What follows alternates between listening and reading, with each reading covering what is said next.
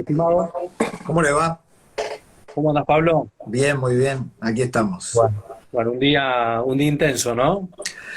Sí, como casi todos en la Argentina, pero siempre con la variable de la sorpresa. Y hoy hemos tenido, bueno, sobre la tarde, material de análisis de sobra, ¿no? ¿Tenemos vacuna?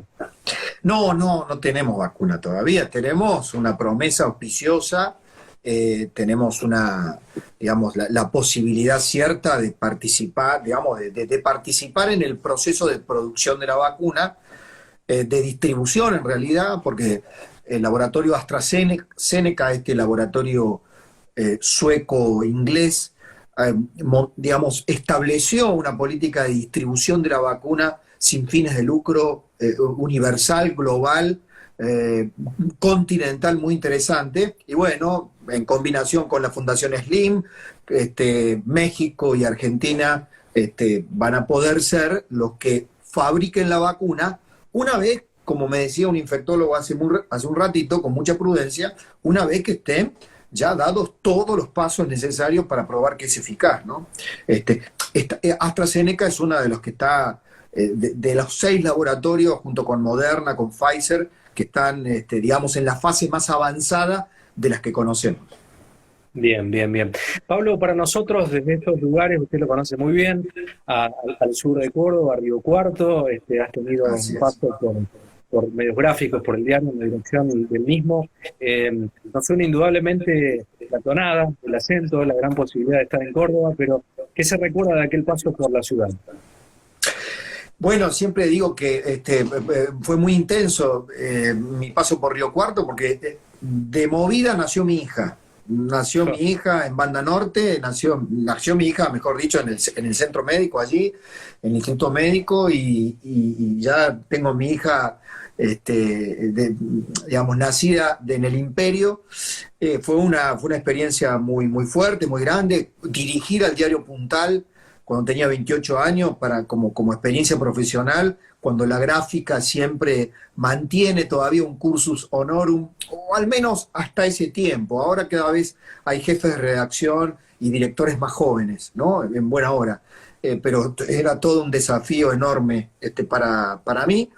Y bueno, trabajar con un grupo de rearmar un poco la redacción, sobre una base de periodistas espectaculares que había, sumar algunos jóvenes. Bueno, fue muy, muy lindo, muy intenso, y tengo mis mejores recuerdos. Además, porque fue mi último paso por una redacción. Después de eso, la radio, la televisión, terminaron cautivándome, pero siempre les digo a los jóvenes periodistas que el paso por una redacción es como aprender en la cocina de un gran chef, digamos, en cualquier cocina, no importa el chef, no es decir un gran chef. Estar en la cocina con otros, aprendiendo no solo las cuestiones elementales, sino la transpiración del oficio. Y eso fue parte también para mí de Puntal. Creo que la esencia periodística está en la escritura, ¿no? Los diarios son la base Así para es. cualquier periodista que se trate de tal, pasar por esos lugares son imprescindibles, imprescindibles. No me quiero olvidar de agradecerle a Germán Tinari, amigo suyo que le ha regalado un vino, he visto hace Gran poquito. amigo, sí, ¿No? claro. Cultivé mucha gente, muchas amistades allí. Germán, la gente de la Sociedad Rural de Río Cuarto siempre han sido conmigo muy, muy generosos. Anteriormente, cuando mi paso en Cadena 3, estuvimos allí permanentemente. También post Puntal, pude ir a las visitas en las oportunidades de la Rural de Río Cuarto. Así que siempre fue un gran motivo para el reencuentro, comernos un asadito, y darme una vuelta por la ciudad. Pablo, lo voy metiendo en tema. ¿Qué evaluación hace de la administración de esta cuarentena? Bueno, el balance a 146 días para mí es deficiente. Digamos, el saldo a hoy es un balance deficiente, que comenzó bien, comenzó prematuro y por lo tanto fue audaz, tuvo un gran consenso social. Hace rato que la Argentina no tenía salvo para un partido de la selección, un consenso tan espontáneo, tan evidente, de fuerzas políticas, de gente que votó a uno u a otro, pero se daba cuenta que había algo que estaba pasando y que había que acompañar. Con lo cual fue auspicioso. Inmediatamente,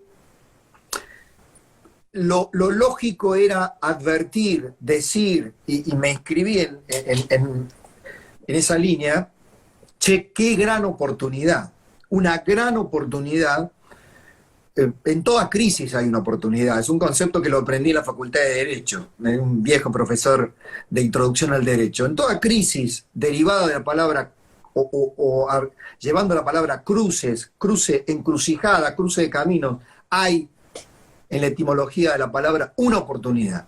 Esta era una crisis, esta fue una crisis para una oportunidad para un país que venía escorado, que viene escorado, una sociedad lastimada, de encontrar un formato de consenso que se prolongara más allá del encierro, de la administración de lo sanitario.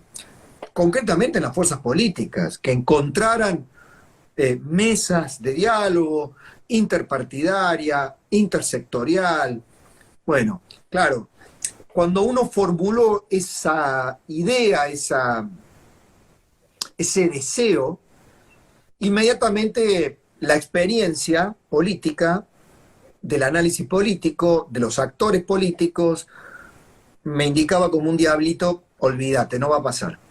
Y no pasó. Y no pasó. Se consumió, la política volvió a estar donde tenía que estar, la grieta, si quieren llamarla así, ya hasta me aburrió el término, para mí esta fractura es enorme, una fractura que hay en gran parte del mundo, no es solo de la Argentina, este enfrentamiento, esta polaridad tan grande, pero en otros países la polaridad o el enfrentamiento o la grieta se da en escenarios de una organización, de un contrato social general con instituciones, si se quiere, que hasta posibilitan esas batallas sin mayores daños. Nosotros, en un país sin una administración de justicia, un servicio de justicia lógico, sin moneda, sin una economía con los fundamentals mínimos, la división política, el extravío político es letal.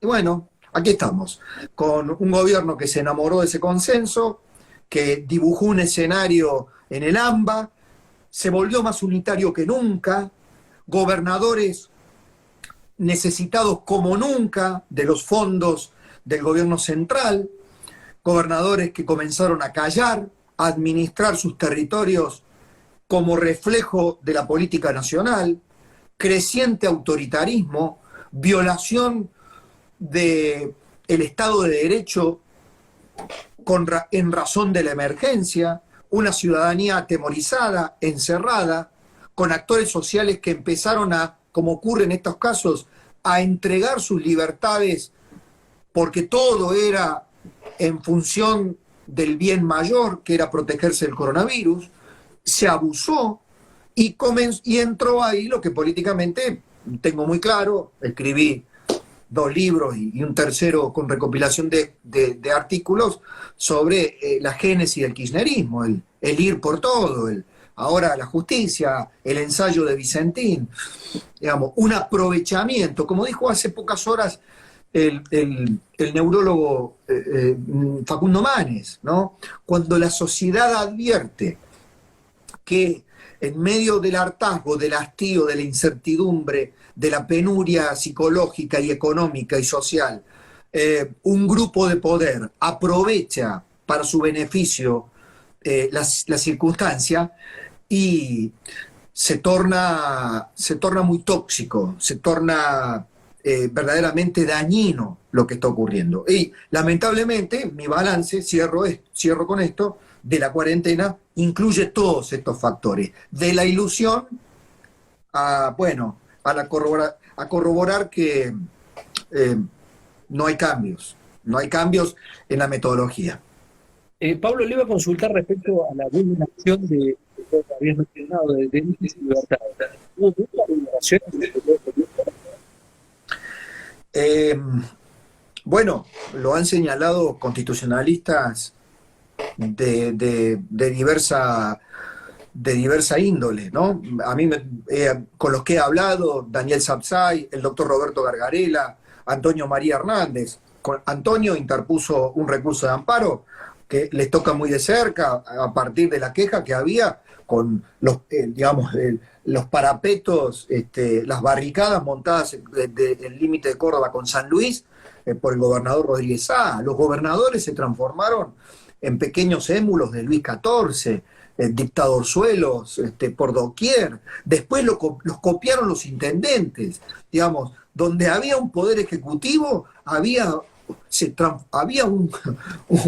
un Luis XIV en potencia, un abusador del poder, alguien que tenía la suma del poder público, ¿no?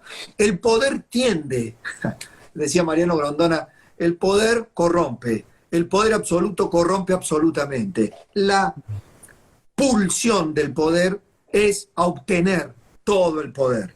Para eso está la República, por suerte. Para eso están los equilibrios republicanos. Bueno, claro que se vulneraron derechos. Artículos constitucionales, la libertad de tránsito,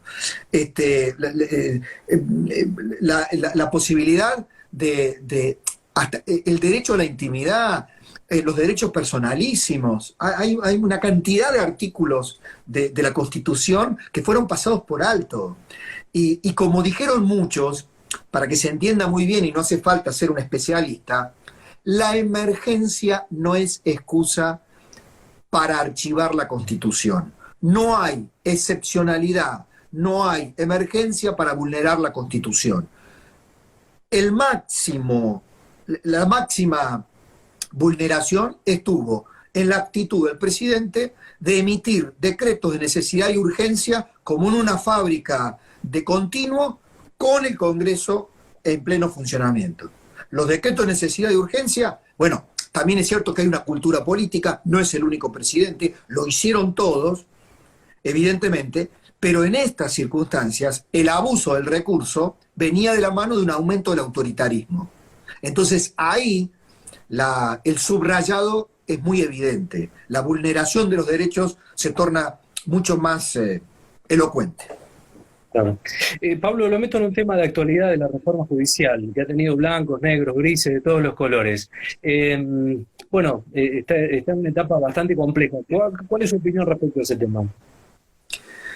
Bueno, la reforma judicial creo que, primero, tiene un origen de un interés espurio.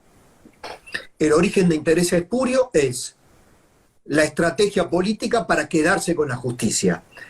El origen espurio es la obsesión populista de perpetuarse en el poder a partir de poder manejar los resortes que le dan impunidad. Venezuela. Venezuela, y no es porque haga una comparación grosera. No, yo no quiero comparar groseramente Venezuela y Argentina. No hago un tótum. Digo, el régimen de Chávez, que fue logrando etapas de apoderamiento institucional paulatino, llegó a apoderarse de los tres poderes, ¿no? Vaya el juego de las palabras y la redundancia. El poder legislativo se adueñó de la Asamblea Nacional, la neutralizó y la destruyó.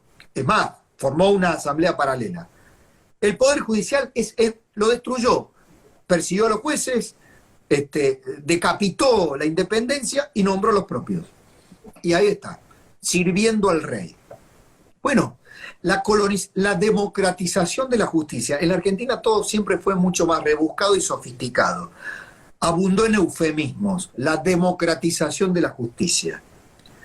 En paralelo a formar una agrupación que se llamó Justicia Legítima.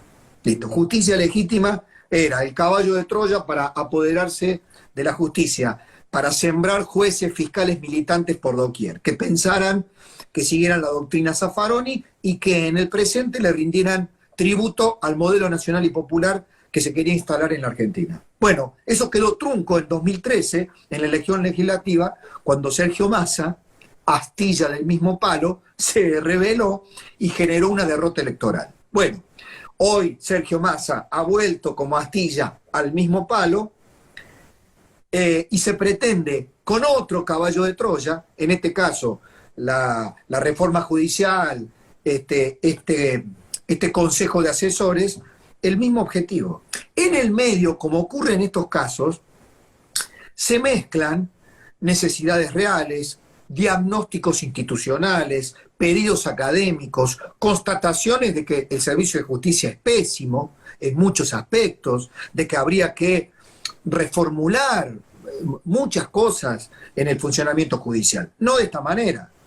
No de esta manera. Hoy hay una nota muy interesante del colega Hugo Alconada Mon, 10 razones por las cuales, que escribió en el New York Times y reproduce La Nación, las 10 razones tan elementales por lo que la reforma judicial empeoraría todo institucionalmente en la Argentina. Así que la oposición dice que esto nació muerto. La democratización de la justicia tuvo un freno electoral y tuvo un freno institucional, la propia Corte Suprema, ¿no? Y uno espera que en este caso ocurra lo mismo. Veremos hasta dónde se atreven a llegar y en función de hasta dónde se atrevan a llegar, qué activos republicanos nos quedan, digo no porque me incluyo, a los ciudadanos, a la oposición, al resto de los partidos políticos, a la justicia para, evitar que ocurra. Pablo, me quedaba pensando en el tema de los DNU, los derechos vulnerados. ¿En cuánto se han vulnerado los derechos de nuestros jubilados también, no? Bueno, un país con un contrato social tan perverso como el nuestro, tan mal formado como el nuestro, que parte de una economía inviable, es evidente que termina cortando, digamos, el hilo por lo más delgado. Siempre. Con gobiernos que llegan al Estado, salvando, por supuesto, hay salvedades, no estoy generalizando, pero digo, fundamentalmente han sido los gobiernos de cuño peronista, pero no solo los gobiernos de cuño peronista, para que no sea esto un alegato antiperonista neto. Han buscado cajas. Cuando no hay una economía virtuosa, cuando no tenés moneda, cuando no tenés un mercado de capitales que provea inversiones del sector privado, cuando no tenés crédito porque vulneraste los acuerdos 9 veces, en decenas de acuerdos con el Fondo Monetario Internacional, en algún momento, de algún lado tenés que sacar los fondos. Y los gobiernos han visto al Estado como una proliferación de cajas. Entonces, la caja de los jubilados fue tanto el sector privado con las AFJP en su momento, durante el kirchnerismo, como eternamente el PAMI, eternamente ANSES, se han transformado en las cajas a violar cuando ha sido necesario. O emitís indefinidamente en el Banco Central o te apoderas de cajas. Y bueno, la caja, uno de los proveedores de dólares fue el campo en 2008, las AFJP como joya de la abuela, YPF cuando se argentinizó. Entonces, lo que pasa es que, claro, la vulneración de los sistemas previsionales es como la madre de los pecados en muchos aspectos, porque ahí hay que retorcer leyes, aprobar nuevas leyes, reformas propuestas por la política que vulneran derechos.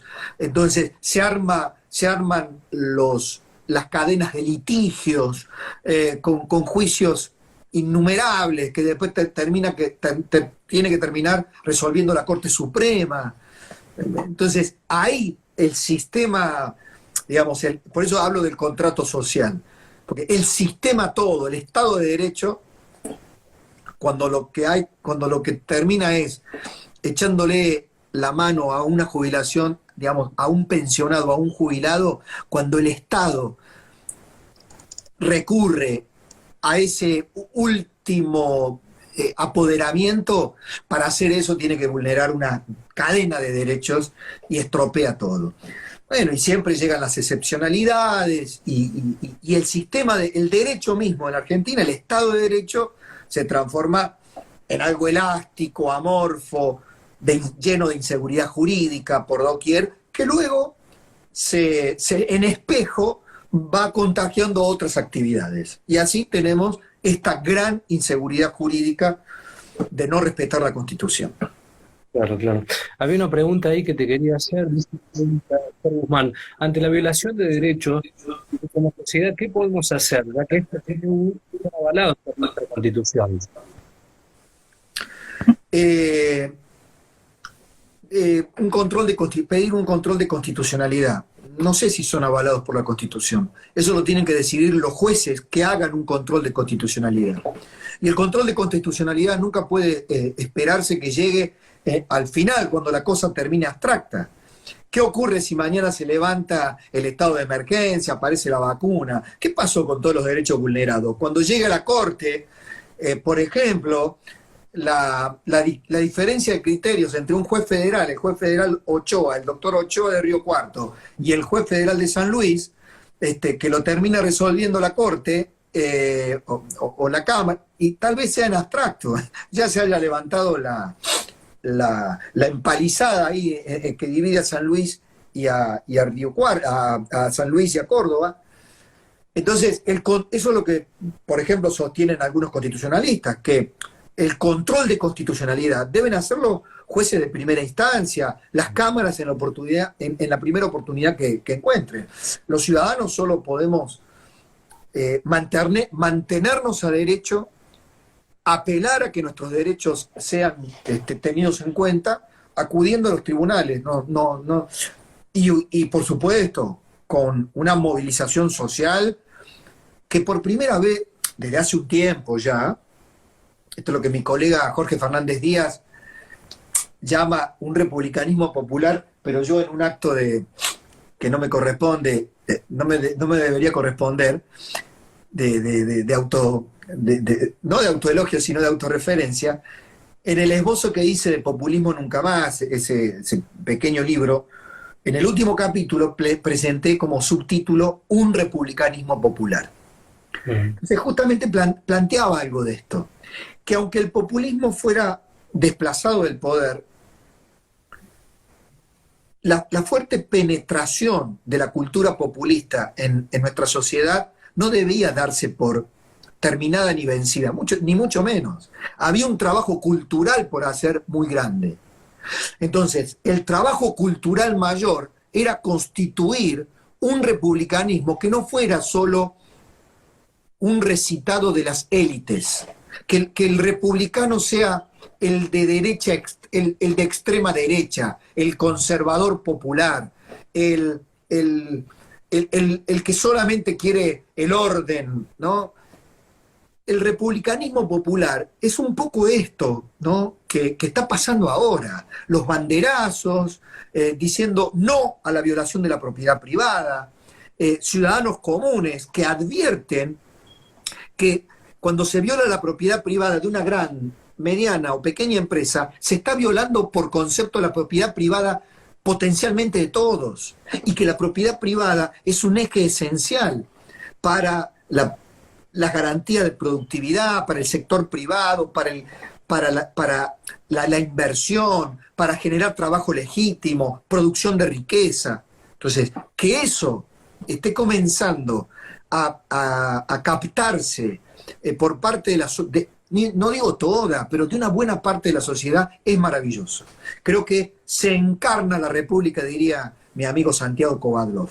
No se declama, se encarna el reclamo. Y cuando se encarna, porque lo sentimos que es parte de nuestro sistema de vida o en el que queremos vivir, eso vale mucho. Nos escribió una jubilada que no llega a los 15 días, ¿no? Con su sueldo. Es tristísimo esa parte que nos va a tocar a todos encima, que se descuide tanto. Me quedaba enganchado también con lo que nos comentó. Pablo, quería preguntarte y traccionando la ciudad, con otro que entra, Te, grupo te, político congreso. te recibo con un poquito de interferencia ahí en la pregunta. ¿Me la puedes volver a repetir? Bien, respecto a este juego de persecuciones políticas y el papel de la justicia, ¿cuál es tu opinión respecto a ese tema, más allá de las banderías políticas, ¿no? Pero ¿cómo tracciona la justicia ahí? De eso es todo un capítulo. Me atrevo simplemente a decir esto. La politización de la justicia es grave, pero es un hecho. Si uno tiene un sistema, un servicio de justicia contaminado, intoxicado por la manipulación política de hace décadas, si el nombramiento de los jueces obedeció a sistemas de promoción de jueces vinculados netamente a la política, si la justicia está al servicio de la política, en una provincia, a nivel nacional o en cualquier lugar, la persecución es una consecuencia, no una causa. Cuando ahora está de moda la figura del lawfare, que usaron los líderes del sector populista o nacional y popular, ¿no?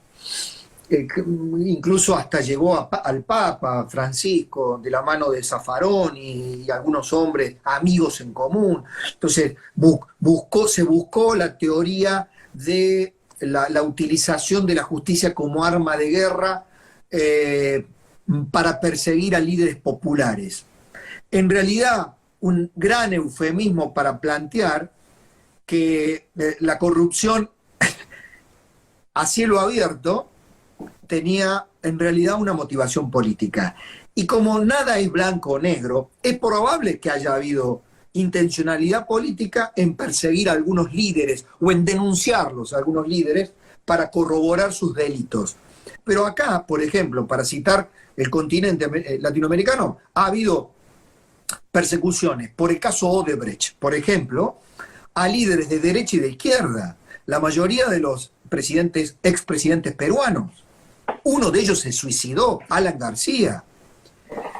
Lula da Silva, Dilma Rousseff le tocó la parte del PT del final, donde, bueno, el juez Moro, que luego se transforma en ministro de Justicia de Bolsonaro, era la voz cantante.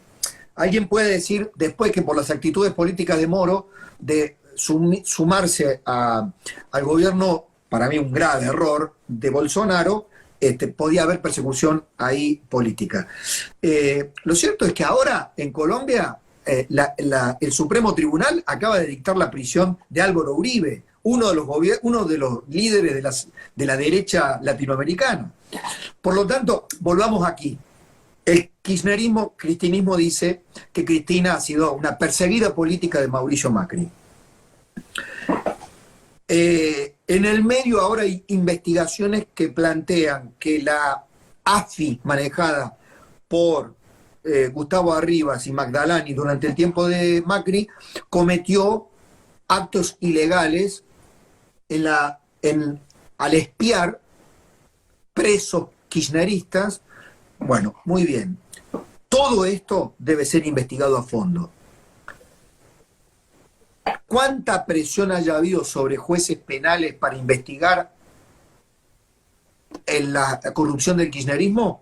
No me consta que la haya habido. Es más, tenemos que recordar críticas al macrismo o al gobierno de Mauricio Macri porque no era lo suficientemente persecutorio en cuanto a denunciar los delitos cuando encontró con la administración que encontró.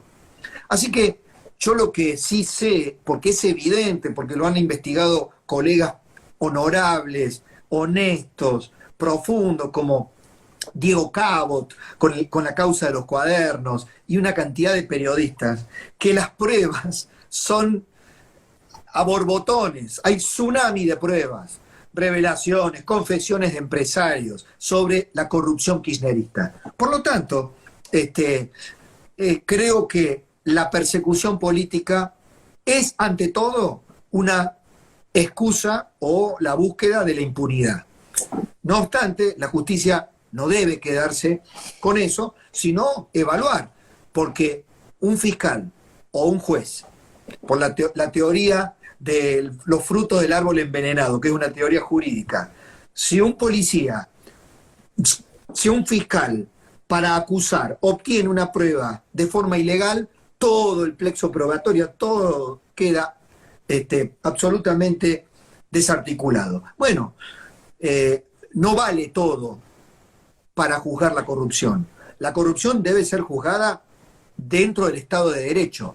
Si algún juez, si algún fiscal se sobrepasó, si hubo una prisión preventiva de más, si hubo, bueno, corregirlo, para eso están los tribunales de alzada, para eso la justicia tiene sus propios contralores. Ahora, que eso se busque como argumentación para barrer y convertir, barrer un prontuario de un grupo para decir o negar la existencia de la corrupción, creo que es una barbaridad. Pablo, ¿qué opinás de las detenciones arbitrarias, las prisiones preventivas, digo, las revisiones de las penas? ¿Qué opinión tenés respecto a ese tema? Bueno, la teoría Irursum de las prisiones preventivas puede ser discutida, de hecho está siendo discutida. Ahora, si la prisión preventiva, ya me tengo que estar recordando Penal 1, si la prisión preventiva es usada como condena anticipada, está mal. Es una grave falencia del sistema, de los fiscales y los jueces. La prisión preventiva está, y esto lo dejo para los especialistas, pero bueno, a mí me gusta mucho el derecho, no soy abogado, pero he sido estudiante de abogacía. La prisión preventiva tenía hasta la doctrina Irursum dos columnas vertebrales de argumentación para que puedan ocurrir. La posibilidad de fuga y el entorpecimiento de la investigación. Irursum le agregó, la doctrina Irursum, la Cámara le agregó el hecho de que personas con poder residual pudieran, de alguna manera, tener los vínculos para estropear la investigación, malversar la investigación. Por eso fueron detenidos Vudú, Debido y tantos otros. Se puede discutir, pero reitero, la prisión preventiva mal aplicada en este caso, no arruina todo el plexo probatorio que pueda haber para el juzgamiento final. Yo creo que adherir a la prisión preventiva como gatillo fácil de la justicia, si se me permite la metáfora, es un error. Es un error. Porque hoy es un gatillado contra mis enemigos, mis adversarios, o los que a mí no me gustan, y mañana es contra mí. Es lo que le está pasando a Macri, ¿no? Digo, a Macri o a exfuncionarios de Mauricio Macri. Creo que en esto el derecho no puede entrar en la locura de la polaridad. El derecho tiene que encontrar verdaderamente su misión fundamental, ser el fiel de la balanza. Nunca mejor puesta la metáfora de la justicia como la balanza, ¿no? La ley pareja que no es rigurosa, la ley que debe ser administrada plenamente, con garantías para todos, la garantía del debido proceso para todos. Pablo, el papel de la prensa con la justicia, digo, pienso en las primicias periodísticas y demás, y se me viene a la cabeza Watergate también, aquella investigación. ¿Cómo se evalúa? ¿Cómo lo evaluás desde Capital Federal al análisis que hace el juego de la prensa con la justicia? Bueno, Parrilli está presentando una propuesta para que un juez que sienta que una publicación periodística, que un periodista reveló algo de su investigación, pueda aducir que está siendo presionado y sancionar al periodista. Es un ataque a la libertad de prensa acá y en Kazajistán, con lo cual es una aberración a la libertad de prensa. Y no lo digo en forma corporativa, es una de las garantías de la República y del Estado de Derecho. La prensa libre es un fundamento de la democracia, es un fundamento de la democracia tal cual la entendemos. Y la prensa libre es, por supuesto, Esto es una discusión de las escuelas de periodismo, de organizaciones como ADEPA, a donde pertenezco, la autorregulación, los códigos de ética, las buenas prácticas periodísticas, todo esto, la deontología, la cuestión, esto es absolutamente pertinente y hay que hacerlo. A ver, los periodistas no estamos colegiados, cualquiera puede con un micrófono convertirse, entre comillas, en un periodista. Portar un micrófono, tener una imagen, poder transmitirlo hoy por las redes no te convierte en periodista, te convierte en alguien que comunica. El periodismo, el ejercicio periodístico, a través de los medios tradicionales, tiene, como en todo proceso de producción, tiene sus controles, tiene sus procesos de control. Por lo tanto, las investigaciones periodísticas de los grandes medios de comunicación que afecten a terceras personas están contemplados dentro del derecho. Para eso están los reclamos patrimoniales, para eso está la responsabilidad individual y civil, pero penalizar una investigación periodística es propio de una dictadura, propio de una tiranía, propio de un gobierno autoritario. Me negaré, obviamente, y llamaré a que nos neguemos a una cuestión semejante, porque la justicia y la prensa son justamente los enemigos a destruir para que se instale un gobierno de las características del chavismo en Venezuela, o de Cuba, o del castrismo en Cuba, o de otros sistemas autoritarios que, aún conviviendo con sistemas electorales aparentemente abiertos, como el de Vladimir Putin en Rusia, por caso, ¿no? Son de cuidar, son sistemas de cuidar. Pablo, una de las últimas ya para ir despidiéndote y agradecerte el tiempo. Pensaba en los estados de derecho, has tenido la posibilidad de muchas coberturas periodísticas en España, en Canadá, en Estados Unidos, en Brasil, bueno, has recorrido un poco el mundo. ¿Cuál de todos estos lugares que has recorrido te ha sorprendido gratamente y cuál no? Es una interesante pregunta de la cantidad de viajes, sobre todo cubrí elecciones presidenciales, pero me tocó en una oportunidad, trabajando en Cadena 3, hacer un viaje maravilloso, exploratorio, porque ahí no había una elección de por medio, pero sí una idea loca y genial de Mario Pereira, que era mandarnos a Miguel Clariá, a Australia y a Nueva Zelanda, y a mí a Canadá. Era en el año 2007, donde se planteaba el camino al bicentenario. Y la consigna era, ¿por qué ellos sí, nosotros no? ¿Por qué Canadá y Australia pudieron constituirse como grandes potencias económicas, sociales, políticas, y nosotros nos fuimos al descenso? Iniciamos un periodo de 70 años de decadencia. Bueno, y la verdad que hicimos un trabajo exploratorio muy interesante. A mí me tocó Canadá, con una producción desde Toronto y en Vancouver. Y ahí me tocó el Canadá inglés, no visité el Canadá francés. Pero me quedé sorprendido de una sociedad que alcanzó un nivel de contrato social tan formidable. Mira, para darte un ejemplo, hablé con jueces, hablé con fiscales, hablé con políticos, hablé con maestros, hablé con empresarios. Fue una recorrida lo más amplia posible, con gente del común. Pasé el Día de Acción de Gracias en una familia, ahí con el pavo y el ritual del pavo de Acción de Gracias en Canadá. Y me tocó trabajar desde unos estudios de la Canadian Broadcasting Corporation, de la CBC, que es como la BBC de Londres, pero en Canadá. Y un jefe de redacción de allí, de la radio, un jefe de informativo, uno de los capos,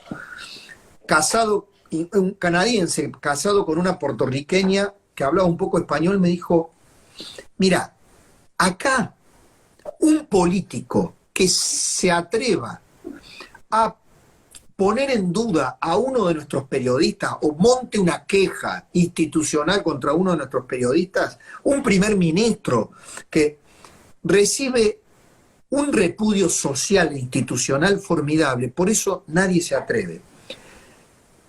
la televisión y la radio pública, la Canadian Broadcasting Corporation, era la de mayor audiencia y la más reputada. Y lo lograban con un nivel de independencia periodística sobre los gobiernos impresionante. Entonces, los jueces y los fiscales me ratificaban eso. El escándalo social, cultural que se generaba cuando se vulneraban los límites entre los controles, donde los controles eran absolutamente necesarios. Después me sorprendió, obviamente, un Estado muy presente, con servicios de calidad, servicios públicos de calidad, educación, salud, justicia, un docente, un profesor universitario, una de las carreras más apetecidas por cualquier universitario, porque tenían un nivel de exigencia, de parámetros de rendimiento, de control, de gestión enormes, y unos sueldos magníficos. Entonces, era un aspiracional social ser profesor, llegar a ser un gran médico. Entonces dije, ¿cómo funciona este Estado? Entonces recuerdo un porcentaje del Producto Bruto destinado a la defensa, al armamento, a la defensa muy bajo, pero 10 veces más el de educación y de salud.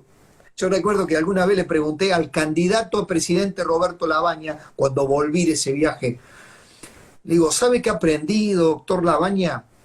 Que en la configuración del presupuesto como ley fundamental de la nación está expresado el tipo de contrato social que quiere esa sociedad.